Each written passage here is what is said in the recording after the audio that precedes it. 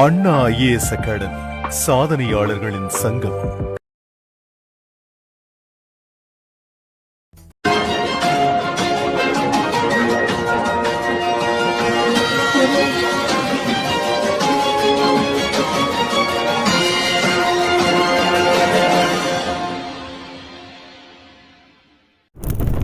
மாணவ நண்பர்கள் அனைவருக்கும் வணக்கம். நான் உங்கள் பொன்வேல் பாண்டியன், நடப்பு நிகழ்வுகள் ஆசிரியர்.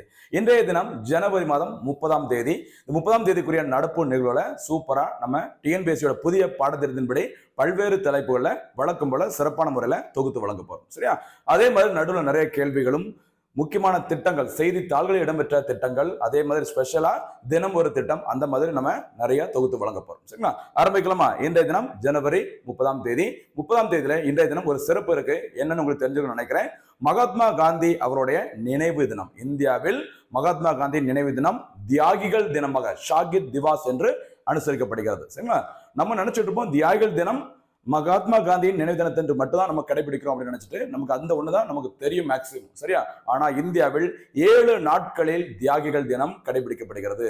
அதுல முக்கியமான ஒண்ணு மகாத்மா காந்தியின் நினைவு தினம். இது தவிர மார்ச் 23ஆம் தேதி 1931 ஓகேவா, பகத்சிங், சுக்தேவ், ராஜகுரு இந்த 3 நபர்களையும் தூக்கிலிட்டாங்கல்ல, அந்த நாளும் இந்தியாவில் தியாகிகள் தினம் தான். இதே மாதிரி 7 நாட்களில் இந்தியாவில் ஒரு ஆண்டிற்கு தியாகிகள் தினம் கடைபிடிக்கப்படுகிறது. சரிங்களா? ஆரம்பிக்கலாமா?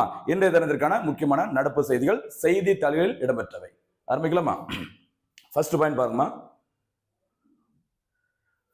தேசிய செய்திகளை ஒரு முக்கியமான செய்தி, குடியரசு தின அணிவகுப்பு உத்தரப்பிரதேச அலங்கார ஊர்தி முதலிடம். சரிங்களா? பாருங்க, நம்ம கொஞ்ச நாளாவே குடியரசு தின விழா தொடர்பாக நிறைய செய்திகள் பார்த்துட்டே இருக்கும். 76வது இந்திய குடியரசு தின விழா கொண்டாடப்பட்டது. இதில் இந்தோனேஷியன் அதிபர் யாருமா, பிரபாவோ சுபியாந்தோ சிறப்பு விருந்தினராக கலந்து கொண்டாங்க. அதே மாதிரி ராஜபாதை என்று அழைக்கப்பட்ட அந்த பழைய பேர்ல இப்ப புதிய பேர் என்ன பேருமா, கடமைப்பாதை. கடமைப்பாதையில் பல்வேறு மாநிலங்கள், யூனியன் பிரதேசங்கள், அமைச்சகங்கள், துறைகளின் அலங்கார ஊர்திகள் இடம்பெற்றது. அதுல யாரு சிறப்பான முறையில அந்த வாகனத்தை அலங்கரித்து சிறப்பாக வெளிப்படுத்திருக்காங்க அப்படிங்கிற மாதிரி இந்த பரிசுகள் அறிவிக்கப்பட்டுள்ளது. அதுல யாரு முதல் 3 இடங்களை பெற்றிருக்கிறாங்க அப்படிங்கிறத பார்க்கலாம். சரியா? பாருங்க, 76வது இந்திய குடியரசு தினத்தை முன்னிட்டு பல்வேறு மாநிலங்கள், துறைகளின் அலங்கார ஊர்திகளின் அணிவகுப்பு கடமை பாதையில் நடைபெற்றது. மறந்துடாதீங்க, பழைய பேரு ராஜ்பாத். 2022ல தான் இதுக்கு கர்தவ்யாபாத் அல்லது கடமை பாதை என பெயர் மாற்றம் செய்யப்பட்டது. சரிங்களா? இதில் மகா கும்பமேளாவை உங்களுக்கு தெரிஞ்சிருக்கும். இப்போ ரீசெண்டா பார்த்தீங்கன்னா உத்தரப்பிரதேசத்துல மகா கும்பமேளா நடைபெற்று வருகிறது. 12 ஆண்டுகளுக்கு ஒரு முறை நடைபெறும் இந்த மகா கும்பமேளாவை காட்சிப்படுத்திய உத்தரப்பிரதேச மாநிலத்தின் அந்த அலங்கார ஊர்திக்கு முதல் பரிசு வழங்கப்பட்டது. சரிங்களா? முதல் பரிசு பெற்றது. ஞாபகம் வச்சுக்கோங்க, மகா கும்பமேளாவை காட்சிப்படுத்தி அலங்கார ஊர்தியில காட்டியிருந்தாங்க. இந்த மாநில அரசு உத்தரப்பிரதேசம். சரிங்களா? அவங்களுக்கு தான் முதல் பரிசு. 2ஆம் பரிசை திரிபுரா மாநிலத்திற்கும், சரிங்களா, 3ஆம் பரிசு பார்த்தீங்கன்னா ஆந்திரா மாநிலத்திற்கும் வழங்கப்பட்டுள்ளது. அப்போ உத்தரப்பிரதேசம் முதலிடம், 2ஆம் இடத்துல திரிபுரா, 3ஆம் இடத்துல ஆந்திரா மாநிலம். ஓகேவா? அடுத்து அமைச்சகங்கள் மற்றும் துறைகளில் மத்திய பழங்குடியினர் அமைச்சக அலங்கார ஊர்தி முதல் பரிசை வென்றது. ஓகேவா? அங்க பாத்தீங்கன்னா அமைச்சகங்கள், துறைகளில் மத்திய பழங்குடியினர் அமைச்சகம், அந்த அமைச்சகத்தின் அலங்கார ஊர்தி தான் முதலிடத்தை பெற்றுள்ளது. ஓகேவா? இது தவிர இன்னொரு பிரிவுலையும் விருது கொடுப்பாங்க, இந்த பரிசு கொடுப்பாங்க. என்ன பரிசு அப்படிங்கிற பாருங்கம்மா. முப்படைகளில், சரியா, தரைப்படை, விமானப்படை, கடற்படை இருக்குல்ல, இந்த முப்படைகளில் சிறந்த ராணுவ அணிவகுப்பு அப்படிங்கிறது யாருக்காக வழங்கப்பட்டுள்ளதுன்னு பாத்தீங்கன்னா ஜம்மு காஷ்மீர் ரைபிள்ஸ். ஜம்மு காஷ்மீர் ரைபிள்ஸ் பிரிவு முதலிடத்தை பெற்றுள்ளது. ஓகேவா? அதே மாதிரி ஆயுத படைகளில், ஆர்ம்டு போர்சஸ்ல முதலிடத்தை பெற்றது யார் பார்த்தீங்கன்னா டெல்லி காவல்துறை முதலிடத்தை பெற்றுள்ளது. சரிங்களா? இப்போ பாத்தீங்கன்னா அந்த அலங்கார அந்த ஊர்திகளை உத்தரப்பிரதேசம் முதலிடம், முப்படைகளில் சிறந்த ராணுவ அணிவகுப்புல முதலிடத்தை பெற்றது ஜம்மு காஷ்மீர் ரைபிள்ஸ், ஆயுத படைகளில் முதலிடத்தை பெற்றது டெல்லி காவல்துறை. சரியா? இது ஒரு கமிட்டி போட்டு அதுல யாரு சிறப்பான அந்த காட்சிகள் இந்த ஊர்திகளை காட்சிப்படுத்திருக்காங்க அந்த மாதிரி விருதுகள் கொடுப்பாங்க. இது கவர்மெண்ட்ல இருந்து. இது தவிர இந்த மை கவ் அப்படி சொல்லுவாங்கல்ல, நம்ம ஏற்கனவே பார்த்திருக்கோம். சரியா? இந்த மை கவ் அப்படிங்கிற போர்ட்டல் மூலமாக மக்கள் தேர்ந்தெடுக்கலாம் யாரு சிறந்த முறையில அந்த அலங்கார ஊர்திகளை ரெடி பண்ணியிருக்காங்க அப்படின்னு சொல்லிட்டு. சரிங்களா? அதுல பாருங்க, மக்கள் தேர்வில் மக்களால் தேர்ந்தெடுக்கப்பட்டதில் குஜராத், உத்தரப்பிரதேசம், உத்தரகாண்ட் ஆகியவை முதல் 3 இடங்களை பெற்றுள்ளன. சரி, அப்ப மக்களால் தேர்ந்தெடுக்கப்பட்டதுல இந்த சிறந்த அலங்கார ஊர்தியில எந்த மாநிலம் முதலிடத்தை பெற்றுள்ளது? குஜராத் மாநிலம். 2ஆம் இடத்துல தான் உத்தரப்பிரதேசம். சரிங்களா? அடுத்து இந்த மக்கள் தேர்வில் மத்திய குழந்தைகள் மற்றும் பெண்கள் மேம்பாட்டு அமைச்சகம் முதலிடம். சரி, அமைச்சகங்கள் பிரிவுல மத்திய குழந்தைகள் மற்றும் பெண்கள் மேம்பாட்டு அமைச்சகம் முதலிடத்தை பெற்றுள்ளது. சரியா? அடுத்து போலாமா? ஓகே, நெக்ஸ்ட் அடுத்து ஒரு முக்கியமான ஒரு திட்டம் பாருங்கம்மா, நேஷனல் கிரிட்டிக்கல் மினரல் மிஷன். ஓகேவா, இது என்ன சொல்லுவாங்க அப்படின்னா தேசிய முக்கிய கனிமங்கள் திட்டம். ரொம்ப ரொம்ப முக்கியமானது, ஃபியூச்சர்ல கண்டிப்பா அடிக்கடி செய்தியில இனிமே வந்துகிட்டே இருக்கும் பாருங்க. தேசிய முக்கிய கனிமங்கள் திட்டம். ஓகேவா, கனிம வளத்துறையில் தற்சார்பு அடைய ஜூலை 23, 2024 அன்று ஓகேவா அறிவிக்கப்பட்ட மத்திய பட்ஜெட்டில் தேசிய முக்கிய கனிமங்கள் திட்டத்தை மத்திய அரசு அறிவித்தது. சரிங்களா, பாத்துக்கோங்கம்மா. தேசிய முக்கிய கனிமங்கள், அதாவது நமக்கு தேவையான நிறைய முக்கிய கனிமங்களை நம்ம வெளிநாடுகள்ல இருந்து நம்ம என்ன பண்ணிட்டு இருக்கிறோம், இறக்குமதி பண்ணிட்டு இருக்கோம். சரியா, அதை தவிர்த்து நமக்கு தேவையான நம்மளே உற்பத்தி பண்ண வேண்டும். அந்த லித்தியம் அந்த மாதிரி ஓகேவா, அந்த முக்கிய கனிமங்களை ஓகேவா நம்ம சூப்பரா தயாரிக்கணும் அப்படிங்கிறதுக்காக எந்த பட்ஜெட்ல கடந்த ஜூலை 23, 24 அதாவது பிஜேபி கவர்மெண்ட் வந்துட்டு 3வது முறையாக ஆட்சியில் வந்த பிறகு அறிவிக்கப்பட்ட அந்த பட்ஜெட்டில் தான் இந்த திட்டம் அறிவிக்கப்பட்டுள்ளது. சரிங்களா, தற்போது பசுமை தொழில்நுட்ப பாதுகாப்பிற்காக ரூபாய் 34,300 கோடி மதிப்பிலான கனிம திட்டத்தை அரசு தொடங்கியுள்ளது. ஓகேவா, இது தொடர்பான ஒரு சட்டம். சரிங்களா, இது இப்படிதான் எக்ஸாம்ல கேட்பாங்க, கவனமா இருங்க. சரிங்களா, 1957 சுரங்கங்கள் மற்றும் கனிமங்கள் வளர்ச்சி மற்றும் ஒழுங்குமுறை சட்டம் 2023 முக்கிய கனிமங்களின் ஆய்வு மற்றும் சுரண்டலை அதிகரிக்க திருத்தப்பட்டது. இதுல 2 விஷயம் இருக்கு பாருங்க. சுரங்கங்கள் மற்றும் கனிமங்கள் தொடர்பான அந்த வளர்ச்சி திட்டம் எந்த வருஷம், 1957ஆம் ஆண்டு. ஓகேவா, அதுல முக்கிய கனிமங்களின் அந்த முக்கிய கனிமங்கள் நம்ம சொல்லியிருக்கோம்ல, முக்கிய கனிமங்களின் ஆய்வு மற்றும் சுரண்டலை அதிகரிக்க ஓகேவா திருத்தப்பட்டது. ஞாபகம் வச்சுக்கோங்க, மறந்துடக்கூடாது. ரொம்ப ரொம்ப ஒரு முக்கியமானது. இந்த சுரண்டலை தவிர்ப்பதற்காக இந்த சட்டம் எப்ப திருத்தப்பட்டுள்ளது, 2020ல திருத்தப்பட்டுள்ளது. சரிங்களா, ரொம்ப ரொம்ப முக்கியமானது, கவனமா இருக்கணும். அடுத்து பாருங்க, இந்த குடியரசு தினம் தொடர்பான குடியரசு தின விழா தொடர்பான ஒரு முக்கியமான இன்னொரு செய்தி, பாசறை திரும்புதல் நிகழ்ச்சி. ஓகேவா, எப்பவுமே பார்த்தீங்கன்னா உங்களுக்கு தெரிஞ்சிருக்கும், எல்லா படைகளோட அந்த அணிவகுப்பு நடைபெறும். அந்த தரைப்படை, விமானப்படை ஓகேவா, அப்படி எல்லா ராணுவ படைகளோட அந்த பாசறை திரும்புதல் ஓகேவா நிகழ்ச்சி எப்போ நடைபெறும் அப்படின்னு பார்த்தீங்கன்னா குடியரசு தின விழா நடைபெற்ற நாளிலிருந்து 3வது நாள், அதாவது எப்ப நடக்கும், ஜனவரி மாதம் 29ஆம் தேதி நடைபெறும். அந்த நிகழ்ச்சிக்கு பேர் தான் பாசறை திரும்புதல் நிகழ்ச்சி. பாருங்க, குடியரசு தின விழாவின் நிறைவை குறிக்கும் வகையில் முப்படை வீரர்கள் தங்களது முகாமிற்கு திரும்பும் நிகழ்வு இந்த பாசறை திரும்புதல் நிகழ்ச்சி என்று அழைக்கப்படுகிறது. சரிங்களா, இந்த குடியரசு தின விழா அணிவகுப்பு முடிந்த 3வது நாள் முப்படை வீரர்கள் தங்களது பாசறைக்கு திரும்ப நிகழ்வு நடைபெறுவது வழக்கம் போல ஒன்றாகும். சரிங்களா, என்ன டேட்ல அப்போ, ஜனவரி மாதம் 29ஆம் தேதி. சரிங்களா, கவனமா இருங்க. 3வது நாள் இது எங்கு நடைபெறும் அப்படிங்கறத பாருங்க. டெல்லியில் உள்ள விஜய் சவுக் மைதானத்தில் நடைபெறுகிறது. இந்த நிகழ்வில் முப்படைகளை சேர்ந்த வீரர்கள் கலந்து கொள்வார்கள். ஓகேவா, இது தவிர பாத்தீங்கன்னா இந்த நிகழ்வில் இசைக்குழுக்கள் அணிவகுப்பு நடைபெறும். சரிங்களா, இதுல பாத்தீங்கன்னா முக்கியமான தலைவர்கள் எல்லாருமே கலந்துப்பாங்க. யாரெல்லாம் பாத்தீங்கன்னா குடியரசுத் தலைவர், பிரதமர் உள்ளிட்ட பல்வேறு தலைவர்களும் கலந்து கொள்வாங்க. அப்போ பாசறை திரும்புதல் நிகழ்ச்சி முப்படை வீரர்களும் இந்த குடியரசு அணிவகுப்பு பிறகு 3வது நாள் தங்களுடைய முகாமிற்கு திரும்பும் நிகழ்வுக்கு தானே பேரு பாசறை திரும்புதல் நிகழ்வு. சரிங்களா, அடுத்து போலாமா. அடுத்து முக்கியமான ஒரு சர்வதேச செய்தி பாருங்கம்மா. பாருங்க, மேற்கு ஆப்பிரிக்கா கூட்டமைப்பிலிருந்து விலகல். ஒரு 3 நாடுகள் பார்த்தீங்கன்னா ஒரு அமைப்பிலிருந்து வெளியேறி இருக்கிறாங்க. எந்த அமைப்பு அப்படிங்கிறத நம்ம பார்க்கலாம். சரியா, பாருங்க, மேற்கு ஆப்பிரிக்க நாடுகளிடையே பொருளாதார ஒத்துழைப்பை மேம்படுத்துவதற்காக 15 உறுப்பு நாடுகளுடன் கடந்த 1975ஆம் ஆண்டு அமைக்கப்பட்ட ஒரு அமைப்பின் பெயர் தான் மேற்கு ஆப்பிரிக்க நாடுகளின் பொருளாதார சமுதாயம். சரியா, ECOWAS. இதோட விரிவாக்கம் எப்ப உருவாக்கப்பட்டது அப்படிங்கிறது பின்னாடி இருக்கு. சரியா, இகோவாஸ் அப்படின்னு சொல்லுவாங்க. என்ன பெயர் அதற்கு, மேற்கு ஆப்பிரிக்க நாடுகளின் பொருளாதார சமுதாயம் என்று அழைக்கப்படும் எக்கோவாஸ். ஓகேவா, மேற்கு ஆப்பிரிக்க பிராந்தியத்தை சேர்ந்த இந்த பர்கினோ பாசோ, நைஜர் மற்றும் மாலி இந்த 3 நாடுகளையும் பார்த்தீங்கன்னா நிறைய உள்நாட்டு குழப்பங்கள் போயிட்டு இருக்கு. சரி, அந்த ராணுவ ஆட்சி அந்த மாதிரி நிறைய பிரச்சனைகள் போயிட்டு இருக்குது. ஓகேவா, அந்த 3 நாடுகளும் ரீசெண்டா அதிரடியா ஒரு அறிவிக்கை அறிவிச்சிருக்காங்க. என்ன அறிவிக்கை அப்படின்னா, இந்த எக்கோவாஸ் அப்படிங்கிற இந்த அமைப்பில் இருந்து நாங்க வெளியேறுகிறோம் அப்படின்னு சொல்லி அறிவிச்சிருக்கிறாங்க. சரிங்களா, எந்தெந்த நாடுகளமா, இந்த பர்கினோ பாசோ, நைஜர், மாலி ஆகிய நாடுகளில் மக்களால் தேர்ந்தெடுக்கப்பட்ட அரசை கவிழ்த்துவிட்டு ராணுவம் ஆட்சியை கைப்பற்றியதற்கு இந்த எக்கோவாஸ் கூட்டணி அமைப்பு எதிர்ப்பு தெரிவித்தது. சரிங்களா, அந்த கோபத்துல தான் இந்த 3 நாடுகள் என்ன பண்ணிட்டாங்க, நாங்க உங்க அமைப்புல இருந்து வெளியேறுகிறோம் அப்படின்னு சொல்லி அறிவிச்சுக்கிறாங்க. சரிங்களா, அது எந்த அமைப்பு, எந்த நாடுகள் அப்படிங்கிற மாதிரி ஒருவேளை சர்வதேச செய்திகளை கேட்கலாம், கவனமா இருங்க. சரிங்களா, அதையடுத்து அந்த அமைப்பில் இருந்து விலகி சாகேல் நாடுகளின் கூட்டணி, பாருங்க, சாகேல் நாடுகளின் கூட்டணி என்ற புதிய கூட்டமைப்பை உருவாக்க இருப்பதாக அந்த 3 நாடுகளும் கடந்த 2024ஆம் ஆண்டு செப்டம்பர் மாதம் அறிவித்தன.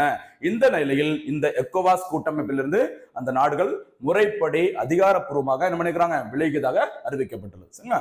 சரி, இந்த அமைப்போட ஃபுல் ஃபார்ம் பாருங்க, the economic community of West African states. The economic community of West African states, அதான் ஷார்ட்டா எக்கோவாஸ் அப்படி சொல்றாங்க. உருவாக்கப்பட்ட ஆண்டு 1975. சரிங்களா? நெக்ஸ்ட் அடுத்து போலாமா? இதே மாதிரி அங்க ஆப்பிரிக்க ஒன்றியம் அப்படிங்கிற ஒரு அமைப்பு இருக்கும், உங்களுக்கு தெரிஞ்சுக்கணும், ஆப்பிரிக்கன் யூனியன். அந்த அமைப்பானது பிரிக்ஸ் அமைப்பில் இந்தியாவில் நடைபெற்ற 18வது G20 மாநாட்டின் போது புதிய உறுப்பினராக இணைந்தது. ஆப்பிரிக்க ஒன்றியம், ஓகேவா, 55 நாடுகளை கொண்டது. ஓகேவா, அதே ஆப்பிரிக்கால இருக்கிற மத்த ஒரு 15 நாடுகளை கொண்ட அமைப்பு இந்த ஈகோவாஸ். ஓகேவா, இதுல இப்போ 12 நாடுகள் தான் உறுப்பினராக இனிமே இருப்பாங்க. ஏன்னா 3 நாடுகள் வெளியே போயிட்டாங்க. ஓகேவா, கவனம் பாருங்க.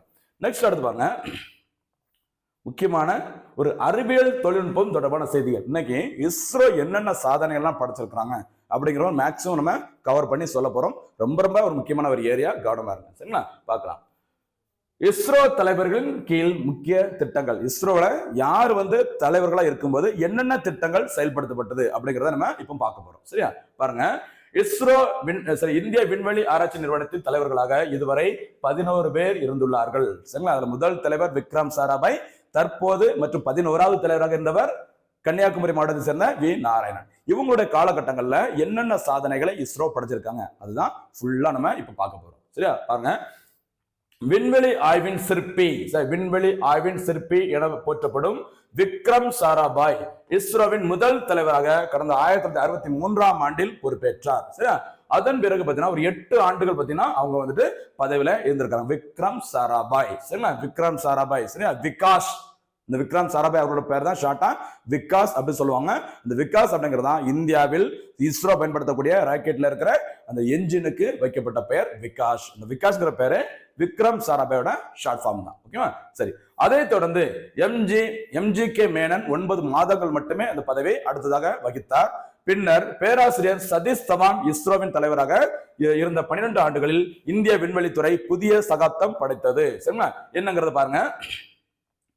அடுத்த ஒரு முக்கியமான நபர் சதீஷ் தவான். சரி, சதீஷ் தவான் உங்களுக்கு தெரிஞ்சிருக்கும், ஸ்ரீஹரிகோட்டாவில் உள்ள இந்தியாவின் ஒரே ஒரு இந்த ராக்கெட் ஏவுதளம் அது இவரோட பேர்ல தான் இருக்கு. சரி, சதீஷ் தவான் விண்வெளி நிலையம். சரிங்களா? சதீஷ் தவான் இஸ்ரோ தலைவராக இருந்த 12 ஆண்டுகளில் இந்திய விண்வெளித்துறை புதிய சகாப்தம் படைத்தது. இன்சாட் செயற்கைக்கோள், BSLV ராக்கெட் ஆகியவை இவரது தலைமையின் கீழ் தான் வடிவமைக்கப்பட்டவை. சரி, ரொம்ப ரொம்ப முக்கியமானது. இந்த BSLV சீரீஸ்ல முதல் முறையாக நம்ம பார்த்தீங்கன்னா 1999 ஓகே, அந்த 90s அப்படி சொல்லுவாங்கல்ல, அந்த மாதிரி ஆண்டுகள்ல தான் இந்த BSLV ரக செயற்கைக்கோள் உருவாக்கப்பட்டது. அதை வடிவமைத்ததில் இவருடைய பங்கு முக்கியமான பங்கா இருக்கிறது. யாருடைய பங்கு? சதீஷ் தவான். ஓகேவா? சரி, அடுத்து பாருங்க, அதற்கு அடுத்து சதீஷ் தவான் அவர்களுக்கு பிறகு தலைமை பொறுப்பு வகித்த UR ராவ், அப்புறம் பார்த்தீங்கன்னா K கஸ்தூரி ரங்கன் ஆகியோரது காலங்களில் இஸ்ரோ மிளிர தொடங்கியது. சரிங்களா? அது மூலம் நிறைய சாதனைகள் படைச்சிருக்கிறாங்க. ஓகேவா? அதுக்கப்புறம் முக்கியமானது மட்டும் நம்ம லைட்டா பார்க்கலாம். சரியா?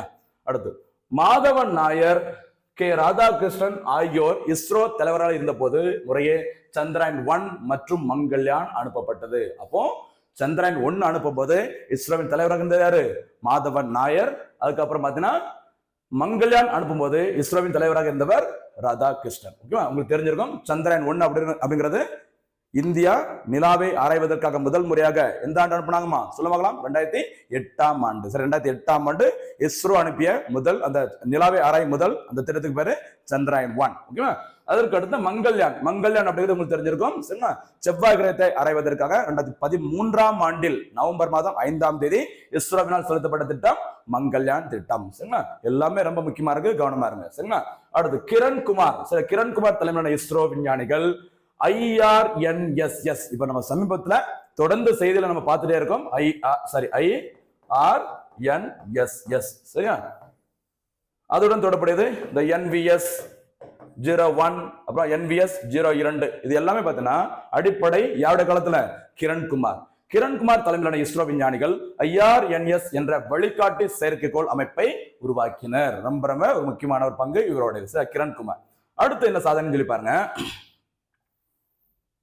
அடுத்து தமிழகத்தை சேர்ந்த K சிவன். சரியா? 2018 இருந்து 2022ஆம் ஆண்டு வரை இஸ்ரோவின் தலைவராக இருந்தார். சரியா? 9வது தலைவராக கன்னியாகுமரி மாவட்டத்தை சேர்ந்த கே சிவன் அவர்கள் 18 முதல் 22 வரை இஸ்ரோவின் தலைவராக இருந்தாங்க. ஓகேவா? அவரது காலகட்டத்தில் தான் இந்த சந்திரயான் 2 திட்டம் முன்னெடுக்கப்பட்டது. ஆனா அது எதிர்பாராத விதமாக ஜஸ்ட் மிஸ்ல தோல்வியில் முடிவடைந்தது. சரிங்களா? ஓகே. அதன் பின்னர் 10வது தலைவராக எஸ் சோம்நாத் தலைமையில் சந்திரயான் 3 ஜூலை 14, 2023 அன்று நிலாவிற்கு வெற்றிகரமாக அனுப்பப்பட்டது. ஓகேவா? அந்த திட்டம் அடுத்தது போல அதே 2023ஆம் ஆண்டு செப்டம்பர் மாதம் 2ஆம் தேதி சூரியனை ஆய்வு செய்வதற்கான ஆதித்யா L1 என்ற திட்டமும், அடுத்து பாத்தீங்கன்னா ஸ்பேடெக்ஸ் திட்டம் நம்ம அதுவும் நிறைய வாட்டி நம்ம பார்த்துட்டோம். சரியா? இந்தியா வந்துட்டு 2035ஆம் ஆண்டிற்குள் இந்திய விண்வெளி நிலையம் பாரதிய அந்தரிக்ஷா ஸ்டேஷன் அப்படிங்கிற ஒரு விண்வெளி திட்டத்தை நான் வந்து நம்ம முழுமையா உருவாக்க போறோம்னு சொல்லிக்கிறாங்க. எந்த ஆண்டுக்குள்ள?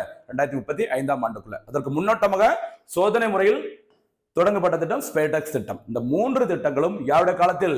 எஸ் சோம்நாத், கேரளாவை சேர்ந்த எஸ் சோம்நாத் அவர்கள் இஸ்ரோவின் தலைவராக இருக்கும்போது செயல்படுத்தப்பட்ட முக்கியமான 3 திட்டங்கள் சந்திரயான் 3, அடுத்து ஆதித்யா L1, அடுத்து ஸ்பேடெக்ஸ் திட்டம். சரிங்களா? அடுத்து தற்போது தலைமை பொறுப்பை ஏற்றிருக்கும் சரியா கன்னியாகுமரி மாவட்டத்தை சேர்ந்த வி நாராயணன் தலைமையில் இஸ்ரோவின் 100வது ராக்கெட் ஏவப்பட்டுள்ளது. அது பேப்பர்ல எப்படி போட்டிருந்தாங்க அப்படின்னா முதல் பந்தில் சதம் அப்படிங்கிற மாதிரி ஹெட்டிங்ல போட்டிருந்தாங்க. சரிங்களா? சூப்பர். ஏன்னா அவருடைய ஃபர்ஸ்ட் ப்ராஜெக்ட் பார்த்தீங்கன்னா இஸ்ரோட எதனா ப்ராஜெக்டா இருக்குது? ராக்கெட்டா இருக்குது. 100வது ராக்கெட். அதான் அப்படி போட்டிருந்தாங்க. சரிங்களா? இஸ்ரோ சார்பில் 100 ராக்கெட் திட்டங்கள் இதுவரை முன்னெடுக்கப்பட்டுள்ளன. அதுல 100வது ராக்கெட் தான் இந்த ராக்கெட் நம்ம GSLV F-15 நிறைய வாட்டி நம்ம பார்த்துட்டோம். முன்னாடி லைட்டா குட்டியா பார்க்க போறோம். சரியா? அதன் வாயிலாக ஓகேவா இதுவரைக்கும் இந்த 100 ராக்கெட் மூலமாக இதுவரைக்கும் 548 உள்நாட்டு மற்றும் வெளிநாட்டு செயற்கைக்கோள்கள் சரியா வெளிநாடுகளுக்கும் நம்ம வர்த்தக ரீதியா ராக்கெட் வந்து அனுப்பிட்டு இருக்கோம். செயற்கைக்கோள்களை மொத்தமா சேர்த்து 548 உள்நாட்டு வெளிநாட்டு செயற்கைக்கோள்கள் 100 ராக்கெட், அதுல 548 செயற்கைக்கோள்கள் இதுவரைக்கும் இஸ்ரோ அனுப்பியிருக்கிறாங்க. சரியா? எல்லாமே பாயிண்ட்ஸ் முக்கியமா, ரொம்ப ரொம்ப முக்கியமானது. அடுத்து இஸ்ரோ வந்து ஃபியூச்சர்ல என்னென்ன திட்டங்களா செயல்படுத்த போறாங்க அதையும் பார்த்தீங்கன்னா தற்போதைய தலைவர் வி நாராயணன் அவர்கள் செய்தியாளர்களுக்கு வந்து சொல்லியிருந்தாங்க. நம்ம அது என்னங்கிறத லைட்டா பார்க்கலாம். சரியா? மனிதர்களை விண்வெளிக்கு அனுப்பும் ககன்யான் திட்டம், இதுவும் நம்ம நிறைய பார்த்துட்டோம். ககன்யான் திட்டம். அடுத்து சந்திரயான் 4 சரியா சந்திரயான் 3 அனுப்பியாச்சு. அடுத்தப்பல சந்திரயான் 4, அடுத்து சந்திரயான் 5 இதெல்லாமே சீக்கிரமா நம்ம அனுப்ப போறோம் சொல்லியிருக்காங்க. இது தவிர செவ்வாய் கிரகத்தில் சரியா தரையிறங்கும் திட்டம், அதாவது மங்கள்யான் நம்ம ஏற்கனவே பார்த்திருந்தோம். மங்கள்யான் 2 சீக்கிரமா நம்ம அனுப்ப போறோம் சொல்லியிருக்காங்க. அடுத்து வெள்ளிக்கோள் ஆய்வு திட்டம், திட்டத்துக்கு என்ன பேருமா? வீனஸை ஆராயும் திட்டத்துக்கு பேரு சுக்ராயன் திட்டம்.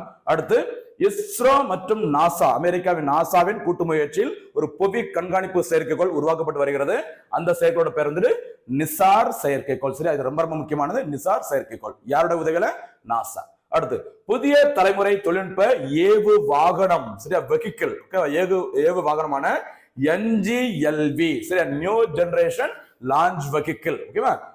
அதாவது இப்ப இருக்கிற அந்த GSLV அந்த மாதிரி ராக்கெட்டோட கிட்டத்தட்ட 3 மடங்கு மிகவும் பெரிய ஒரு ராக்கெட்டை இந்தியா இஸ்ரோ உருவாக்க போறாங்க. அதுக்கு என்ன பேருமா?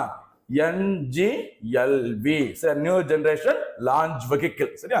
அதிக எடை கொண்ட மிக உயரமான அந்த செயற்கைக்கோள் ராக்கெட்டுகளை ஈஸியா செலுத்த முடியும். 30 டன் எடை கொண்ட அந்த ராக்கெட்டை கூட அசால்ட்டா இது வந்து அனுப்பும் அப்படிங்கிற மாதிரி சொல்லியிருக்கிறாங்க. சரியா? ஓகே, பார்க்கலாம். இது தவிர தமிழ்நாட்டின் தூத்துக்குடி மாவட்டத்தில் ஓகேவா குலசேகரப்பட்டினம் என்ற இடத்தில் சிறிய வகை ராக்கெட் ஏவுதளம் உருவாக்கப்பட்டு வருகிறது. Small satellite launch vehicle. சரி 500 கிலோவுக்கு குறைவான எடை கொண்ட செயற்கைகளை அனுப்புவதற்காக இஸ்ரோ ஒரு ஏவுதளத்தை உருவாக்கிட்டு வராங்க. அந்த இடம் குலசேகரப்பட்டினம் அமைந்துள்ள மாவட்டம் தமிழ்நாட்டின் தூத்துக்குடி. சரிங்களா? இது எல்லாமே இஸ்ரோவின் எதிர்கால திட்டங்கள் அப்படிங்கிற மாதிரி சொல்லியிருக்கிறாங்க. நல்லபடியா எல்லாம் நடக்கட்டும். சரிங்களா? நம்ம இப்ப 100வது ராக்கெட் பார்த்துட்டோம். அதே மாதிரி இஸ்ரோ பாருங்க ஒரு முக்கியமான ஒரு தலைப்பு. சரியா பாருங்கம்மா, இஸ்ரோவின் முதல் ராக்கெட். சரி இஸ்ரோ வந்து இதுவரைக்கும் 100 ராக்கெட் அனுப்பியிருக்கிறாங்க. அதுல முதல் ராக்கெட் எப்ப அனுப்புனாங்க அப்படின்னா ஆகஸ்ட் மாசம் 10ஆம் தேதி 1979 SLV E1 மூலம் ரோகிணி ஓகேவா எனும் முதல் செயற்கைக்கோள் ஓகேவா ஸ்ரீஹரிகோட்டாவில் இருந்து விண்ணில் செலுத்தப்பட்டது. ஆனா ஞாபகம் வச்சுக்கோங்க, ஏப்ரல் மாதம் 19ஆம் தேதி 1975ஆம் ஆண்டு இஸ்ரோ பாத்தீங்கன்னா ஓகேவா இஸ்ரோவுக்காக ஆரியப்பட்டா, அது பின்னாடி ஒரு இடத்துல நோட்ஸ்ல வரும். சரிங்களா? ஆரியப்பட்டா இதுதான் இந்தியாவிற்கான முதல் செயற்கைக்கோள். சரி ஆரியப்பட்டா ஏப்ரல் 19 1975ஆம் ஆண்டு செலுத்தியாச்சு. ஆனா அது வந்துட்டு ஒருங்கிணைந்த ரஷ்யா அப்படின்னு சொல்லுவாங்களா சோவியத் ஒன்றியம், அந்த ரஷ்யாவின் உதவியில தான் இது அனுப்பப்பட்டது. சரியா? இந்தியாவே இஸ்ரோவே முதல் முறையாக அனுப்பிய அந்த ராக்கெட்டுக்கு என்ன பேரு? ரோகிணி. சரியா? ரோகிணி செயற்கைக்கோள் எப்ப அனுப்புனாங்கம்மா? 1979. ஓகேவா? ஆனா அது தோல்வியில் முடிவடைந்தது. ஓகேவா? சரி, பாருங்க அடுத்த தலைப்பு. இஸ்ரோவின் முதல் வெற்றி, அதாவது சொந்த முயற்சியில முதல் முறையாக வெற்றிகரமாக எப்ப அனுப்புனாங்க அதை பார்க்க போறோம். சரி, இந்திய விண்வெளி ஆராய்ச்சி நிறுவனமான இஸ்ரோ முதல் வெற்றிகரமான செயற்கைக்கோள் திட்டம் இந்திய தேசிய செயற்கைக்கோள் அமைப்பு, இன்சாட் 1B திட்டம். சரியா? இது 1983ஆம் ஆண்டில் ஏவப்பட்டது. இதுதான் முதல் வெற்றிகரமான திட்டம். கவனமா இருக்கு. சரிங்களா? இது ரோகிணி வரிசையில தான் இந்த செயற்கைக்கோளும் வரும். கவனமா இருக்கு. நெக்ஸ்ட் அடுத்து போலாம். அதான் நம்ம ஏற்கனவே சொன்னோமா, இந்தியாவின் முதல் செயற்கைக்கோள் ஆரியப்பட்டா. சரியா? ஆரியப்பட்டா இது ரஷ்யா உதவியுடன், மறக்காதீங்க, ரஷ்யா உதவியுடன் ஏப்ரல் 19, 1975ஆம் ஆண்டு அனுப்பப்பட்டது. விண்ணில் வெற்றிகரமாக அனுப்பப்பட்டது. சரிங்களா? அது வந்து ரஷ்யா உதவியுடன். சரியா? இந்தியா தனியாக முதல் முறையாக அனுப்பினது 1979. முதல் வெற்றிகரமான திட்டம் 1983. சரிங்களா? அப்படியே வந்து இப்போ 100வது ராக்கெட்டை அனுப்பியிருக்கிறாங்க. எப்போ? ஜனவரி 29, 2025ஆம் ஆண்டு. சரிங்களா? சரி, அதாங்க பார்க்க போறாங்க. இஸ்ரோவின் 100வது ராக்கெட். சரிங்களா? அப்படியே வந்து இப்போ 100வது ராக்கெட்டுக்கு வந்துட்டாங்க. கவனமா இருங்க. சரிங்களா? அந்த ராக்கெட்டோட பேரு GSLV F-15. சரிங்களா? மொத்தத்துல 100வது ராக்கெட். GSLV வரிசையில் எத்தனை ராக்கெட் பார்த்தோம் பண்ணுவேன்? கடந்த வகுப்புல பார்த்தோம். GST வரிசையில் இது 17வது ராக்கெட். அதுல 13வது வெற்றிகரமான திட்டம். 17 ஒரு 4 தோல்வியில் முடிவடைந்தது. 13வது வெற்றிகரமான திட்டம். சரியா? செலுத்தப்பட்ட நாள் ஜனவரி 29, 2025ஆம் ஆண்டு. இடம் ஸ்ரீஹரிகோட்டாவில் இருக்க சதீஷ் தவான் ஸ்பேஸ் சென்டர்ல இருந்து. ஓகேவா? இந்த செயற்கைக்கோளின் பெயர் உங்களுக்கு தெரிஞ்சிருக்கும், NVS-02. ஓகேவா? தரைப்படை, விமானப்படை, ஓகேவா, எல்லாருக்குமான அந்த போக்குவரத்து தொடர்பான வழிகாட்டுதல் தொடர்பாகவும் பேரிடர் காலங்களில் துல்லியமான தகவல்களை வழங்குவதற்காகவும் இந்த செயற்கைக்கோள் அனுப்பப்பட்டுள்ளது.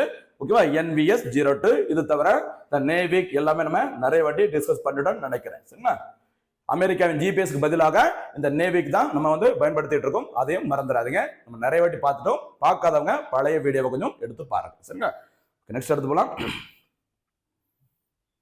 அடுத்து சமீபத்துல செய்திகள்ல இந்த சாட் பாட்ஸ், சரி, இந்த சாட் பாட் அப்படின்னு சொல்ற முக்கிய உரையாடு மென்பொருள் செயலிகள் செய்தியில வந்துட்டு இருக்கு.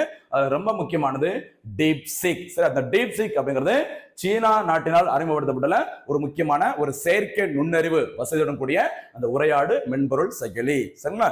அமெரிக்காவோட புதிய அதிபர் டொனால்ட் ட்ரம்ப் வந்ததுக்கு பிறகு இந்த சாட் பாட் வந்து அறிமுகப்படுத்திருக்காங்க. பயங்கர ஃபேமஸா இருக்குது டீப் சீக். எந்த நாடு அறிமுகப்படுத்திருக்காங்க? சீனா. இது தவிர புகழ்பெற்ற அந்த சாட் பாட்ஸ், அந்த உரையாடு மென்பொருள் செயலிகள் எதெல்லாம் அப்படிங்கிறத பார்க்கலாம். Open AI. சரி, ஓப்பன் ஏஐ அப்படிங்கிற நிறுவனம் அவங்க அறிமுகப்படுத்திய அந்த இதோட பேரு GPT, அந்த சாட் GPT சொல்லுவாங்க. அடுத்து மெட்டா நிறுவனம் அறிமுகப்படுத்திய அந்த சாட் பாட்டுக்கு என்ன பேர் பார்த்தா லாமா. சரியா? லாமா. அடுத்து அலிபாபா, சீனாவை சேர்ந்த அலிபாபா அவங்க அறிமுகப்படுத்து இந்த குவே 2.5 மேக்ஸ் அப்படிங்கிறது. அதே மாதிரி ரொம்ப முக்கியமான ஒரு 4 சாட் பாட்ஸ் இருக்குது பாருங்க. ஒன்னு கூகுள் நிறுவனம் அவங்க அறிமுகப்படுத்திய அந்த உரையாடு மென்பொருள் செயலின் பெயர் Gemini. OpenAI chat GPT. Apple நிறுவனம் அவங்க உங்களுக்கு தெரிஞ்சிருக்க சிரி. அதே மாதிரி அமேசான் அவங்க அறிமுகப்படுத்திய அந்த உரையாடு மென்பொருள் செயலிக்கு பேருமா அலெக்சா. இதெல்லாம் அடிக்கடி செய்தியில வருது. கவனமா இருங்க. இதுவும் தேர்வில் கேட்கப்படலாம். Science and technology. ஓகேவா? ஓகே, அடுத்து போலாமா? அடுத்ததாக கடைசியாக தினம் ஒரு திட்டம். சரிங்களா? பாருங்க, ரொம்ப ரொம்ப முக்கியமான திட்டம் இது. வந்துட்டு தினம் ஒரு திட்டம் அப்படின்னா கரண்ட் அஃபேர்ஸ்ல செய்தியில வந்திருக்கு. அதனால அப்படியே நம்ம எடுத்து கொடுத்துருக்கோம். பாருங்க, கலைஞரின் கனவு இல்ல திட்டம். 2024-25 தமிழக பட்ஜெட்டில் அறிவிக்கப்பட்டது. மொத்த நிதி ஒதுக்கீடு எவ்வளவு அப்படின்னு பாத்தீங்கன்னா 3500 கோடி ரூபாய். சரிங்களா? சமீபத்துல இந்த திட்டத்திற்காக பாத்தீங்கன்னா தமிழ்நாடு அரசு 500 கோடியை எக்ஸ்ட்ரா ஒதுக்கி இருக்காங்க. ஓகேவா? அதாவது 3500 கோடி இலக்கு, அதுல கொஞ்சமா கொடுத்துட்டு இருக்காங்க. நேற்றைய தினம் ஒரு 500 கோடியை மறுபடியும் கொடுத்துருக்காங்க அப்படின்னு செய்திகளை வந்தது. அது எவ்வளவு கொஞ்சமா ஜாஸ்தியாதுங்கிறது ரொம்ப முக்கியம் கிடையாது. மொத்த நிதி ஒதுக்கீடு எதுங்கிறது ரொம்ப முக்கியம். எவ்வளவு அமௌண்ட்? 3500 கோடி. சரியா? இதன் மூலம் ஒரு வீட்டிற்கு, தகுதியான நபர்களுக்கு ஒரு வீட்டிற்கு ரூபாய் 3,50,000 நிதியாக வழங்கப்படும். சரிங்களா? கவனமா இருங்க. அடுத்து 2030ஆம் ஆண்டிற்குள் 8 லட்சம் கான்கிரீட் வீடுகள் கட்டுவதற்கு தமிழ்நாடு அரசு இலக்கு நிர்ணயம் பண்ணிக்கிறாங்க. சரிங்களா? இந்த வருஷம் 2024-25ஆம் ஆண்டுக்குள்ள 1 லட்சம் கான்கிரீட் வீடுகள், ஓகேவா, கட்டுவதற்கு இலக்கு. அதே சமயத்துல 2030ஆம் ஆண்டுக்குள்ள ஒட்டுமொத்தமாக 8 லட்சம் கான்கிரீட் வீடுகள் கட்டுவதற்கு தமிழ்நாடு அரசு இலக்கு நிர்ணயம் பண்ணிக்கிறாங்க. சரிங்களா? அடுத்து 2030ஆம் ஆண்டிற்குள் குடிசை இல்லா தமிழகம். சரிங்களா? இந்தியாவுல, சரி, தமிழ்நாட்டுல குடிசைகளே இருக்கக்கூடாது அப்படி சொல்லிட்டு ஒரு இலக்கு நிர்ணயம் பண்ணிக்கிறாங்க. அதற்காக தான் அந்த காங்கிரீட் வீடுகள் எத்தனை லட்சம், 8 லட்சம் காங்கிரீட் வீடுகள் இந்த ஆண்டுக்குள்ள 2030ஆம் ஆண்டுக்குள்ள கட்டி முடிக்க வேண்டும். அதே மாதிரி 2030ஆம் ஆண்டிற்குள்ள தமிழ்நாடு அரசு ஒரு முக்கியமான ஒரு இலக்கு, $1 டிரில்லியன் பொருளாதாரம், அதுவும் தமிழ்நாடு அரசு இலக்கு தான். அதுவும் இந்த ஆண்டு தான் 2030ஆம் ஆண்டு. ஓகேவா? அடுத்து அதன்படி இங்க பாருங்க, தொடர்ந்து நடப்பு நிதியாண்டில் 2024-25 நிதியாண்டில் 1 லட்சம் வீடுகள் கட்டுவதற்கு அனுமதி வழங்கப்பட்டு பணிகள் நடைபெற்று வருகின்றன. ஓகேவா? அடுத்து பாருங்க, இந்த வீடுகள் கட்டுவதற்கு பாத்தீங்கன்னா இந்த தகுதியுள்ள நபர்கள் குறைந்தபட்சம் 360, சரியா, 360 சதுர அடி சொந்தமாக அந்த பட்டா நிலம் வைத்திருக்க வேண்டும். சரிங்களா? சொந்தமாக 360 சதுர அடி வச்சிருந்தாதான் அவங்களுக்கு அந்த 3,50,000 நிதியாக கிடைக்கும். சரிங்களா? ஓகே, அடுத்து போலாமா? அடுத்து இந்த தினமொரு திட்டத்துல முக்கியமான ஒரு திட்டம், கரண்ட் அஃபேர்ஸ்ல இன்றைய தினம் செய்தித்தாள்கள் இடம்பெற்ற ஒரு திட்டம் பாருங்கம்மா. PM ஜன்மன் திட்டம், பிரதான் மந்திரி ஜன்ஜாதி ஆதிவாசி நியாய மகா அபியான் திட்டம். சரிங்களா? இந்த பழங்குடியினருக்கான ஒரு முக்கியமான ஒரு திட்டம், மத்திய அரசால் தொடங்கப்பட்ட திட்டம். அது என்ன பேர் சொல்றாங்க பாருங்க, பண்டைய பழங்குடி மக்களுக்கான பிரதம மந்திரியின் பெரும் திட்டம். சரி, இந்த திட்டம் தொடங்கப்பட்ட நாள் பாத்தீங்கன்னா நவம்பர் 15, 2023ஆம் ஆண்டு. சரி, அந்த நவம்பர் 15ஆம் தேதி என்ன தினம் சொல்லுவாங்கம்மா? நம்ம ஏற்கனவே டிஸ்கஸ் பண்ணிருக்கோம், சொல்ல பார்க்கலாம். நவம்பர் 15 ஜன் ஜாதிய கௌரவ் திவாஸ். சரியா? ஜன் ஜாதிய கௌரவ் திவாஸ். சரியா? பழங்குடியினர் மேம்பாடு தினம் அல்லது பழங்குடியினர் கௌரவ தினம் அப்படி சொல்லுவாங்க. சரியா? இது வந்துட்டு அந்த எஸ்டி மக்கள், சரி, பழங்குடி சமூகத்திலிருந்து இந்தியாவில் சுதந்திரத்திற்காக போராடிய ஒரு முக்கியமான ஒரு நபர் பிர்சா முண்டா. சரியா? அந்த பிர்சா முண்டா அவரின் பிறந்த நாள் தான் என்ன தினமாக மத்திய அரசால் அறிவிக்கப்பட்டுள்ளது? பழங்குடியினர் கௌரவ தினம். ஏன்னா பழங்குடியினரும் இந்தியாவின் சுதந்திரத்திற்காக போராடி இருக்கிறாங்க, அதனால அவங்கள கௌரவப்படுத்துற மாதிரி அதுல இருந்து ஒரு முக்கியமான ஒரு தலைவர் யாருமா? பிர்சா முண்டா. ஓகேவா? அவருடைய பிறந்த நாள் இந்தியாவில் நவம்பர் 15ஆம் தேதி பழங்குடியினர் கௌரவ தினம் அல்லது ஜன்ஜாதி, சரியா, ஜன்ஜாதிய கௌரவ திவாஸாக கடைபிடிக்கப்படுகிறது. அவருடைய பிறந்த நாள் தான் 23ஆம் ஆண்டு இந்த PM ஜன்மான் திட்டம் தொடங்கப்பட்டுள்ளது. ஓகேவா? சரி, பாருங்க, இந்த திட்டத்தின் கீழ் தமிழ்நாட்டில் குடியிருக்கும் முக்கியமான அந்த ட்ரைபல் மக்கள் பாருங்க, தோடர்கள், இருளர்கள், பனியன், ஓகேவா, அடுத்து காட்டுநாயக்கன், கோட்டா மற்றும் குறும்பா ஆகிய 6 பழங்குடியினர்களுக்கு வீடுகள் வழங்கப்பட்டு வருகிறது. இந்த பழங்குடி மக்கள் எந்த மாவட்டங்களில் வசிக்கிறாங்க அப்படிங்கறத கொஞ்சம் தயவுசெய்து வீட்டுல போய் கொஞ்சம் பாருங்க. சரியா? கொஞ்சம் பாருங்க. 2024-25ஆம் ஆண்டிற்கான தமிழகத்திற்கான இலக்கு 7136 வீடுகள். சரிங்களா? இந்த மத்திய அரசின் PM ஜன்மான் திட்டத்தின் கீழ் நடப்பு நிதியாண்டுல தமிழ்நாட்டில் மொத்தம் அந்த பழங்குடியினருக்கு எத்தனை வீடுகள் கட்டுவதற்கு இலக்கு? 7136. சரிங்களா? ஒரு வீட்டிற்கான அலகு தொகை மத்திய அரசு எவ்வளவு கொடுக்குறாங்க அப்படின்னு மொத்தமா ஒட்டுமொத்தமா ரூபாய் 2 லட்சம் என மத்திய அரசால் நிர்ணயிக்கப்படுகிறது. நிதி பகிர்வு மத்திய அரசு மாநிலத்திற்கிடையே எவ்வளவு பார்த்தீங்கன்னா 60-40 என்ற விகிதத்தில் இந்த நிதியானது பகிரப்பட்டு வருகிறது. சரிங்களா? ஓகே மக்களே, இன்றைய தினம் நிறைய செய்திகள் பார்த்திருக்கோம். குடியரசு தின விழாவோட அலங்கார ஊர்திகள் யாரு டாப்ல இருந்தாங்க, அது பாசறை திரும்புதல் நிகழ்ச்சி அப்படின்னு என்னன்னு சொல்லி பார்த்திருக்கோம்.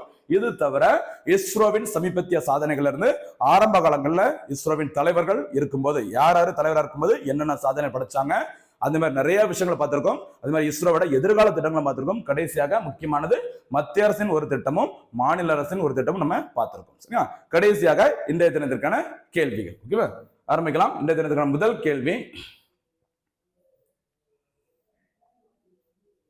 பழங்குடி மக்களுக்கான மத்திய அரசின் PM ஜன்மான் திட்டம் எப்போது யாருடைய பிறந்த நாளை முன்னிட்டு தொடங்கப்பட்டது? அதான் இன்றைய தினத்திற்கான முதல் கேள்வி. சரியா?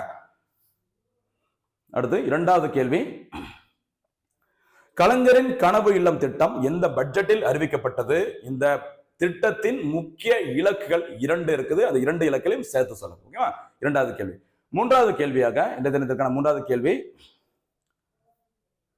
டீப் சீக் என்று அழைக்கப்படும் அந்த உரையாடு மென்பொருள் செயலியை எந்த நாடு அறிமுகப்படுத்தியுள்ளது? அடுத்த கேள்வி வச்சுக்கோமா. நெக்ஸ்ட் அடுத்து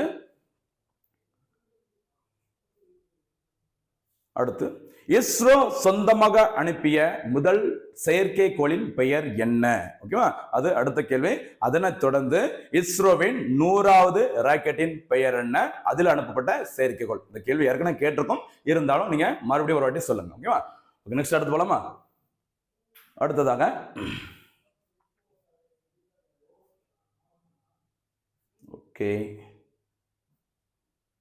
ஓகே அதே மாதிரி 76வது இந்திய குடியரசு தின விழாவில் சிறந்த அலங்கார ஊர்திகளில் மக்களால் தேர்ந்தெடுக்கப்பட்டதில் முதலிடத்தை பெற்ற மாநிலம் எது? இதுதான் இன்றைய கடைசி கேள்வி. சரிங்களா? அனைத்து கேள்விகளுக்கும் சிறப்பான முறையில பதில் சொல்லிட்டு வரீங்க. ஓகே, எனக்கு ரொம்ப சந்தோஷமா இருக்குது. இன்னும் நிறைய மாணவர்கள் தொடர்ந்து அதே மாதிரி பதில் சொல்லிட்டே இருந்தீங்கன்னா நல்லா இருக்கும். வெறுமனே கேட்டா மட்டும் இல்ல, பதிலா சொல்றதுக்கு ட்ரை பண்ணும்போது தான் என்னைக்கும் நமக்கு லைஃப்ல மறக்காம இருக்கும். சரியா? மீண்டும் சந்திக்கலாம். நன்றி, வணக்கம்.